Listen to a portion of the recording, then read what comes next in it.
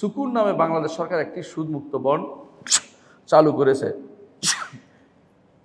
এখানে বিনিয়োগকৃত ইনভেস্টমেন্ট করা কি হালাল হবে? আমি জানি না। যদি সুদমুক্ত বন্ড চালু করে টাকা রাখেন, টাকা কি জন্য রাখে তারা, আপনাকে কি দিবে এটা জানা দরকার আমার। হ্যাঁ, কে জানেন এটা সম্পর্কে? সুকুনে কি করে? টাকা এই তো মুনাফা দিবে। মুনাফাটা কেমনে দেয়?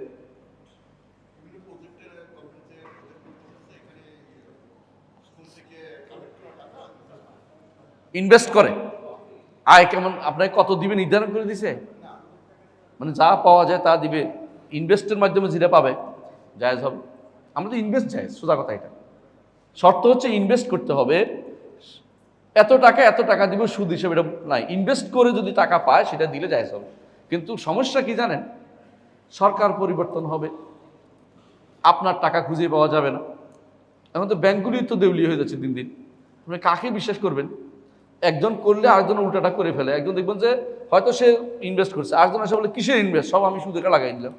আপনি তো মানুষকে বিশ্বাস করা যায় কতটুকু, সেই হিসেবে আপনি কাজ করবেন। আপনি জেনে নেবেন ভালো করে, তারপর ব্যবহার করতে পারবেন। বুঝা বুঝছো তো? জেনে নেবেন যে আপনারটা আসলে ইনভেস্ট হচ্ছে না আপনারটা আসলেই সেই ইনভেস্টের নাম দিয়ে সুদ খাওয়াচ্ছে, এটাও জানলে আপনার দায়িত্বের ভিতরে পড়ে। জি।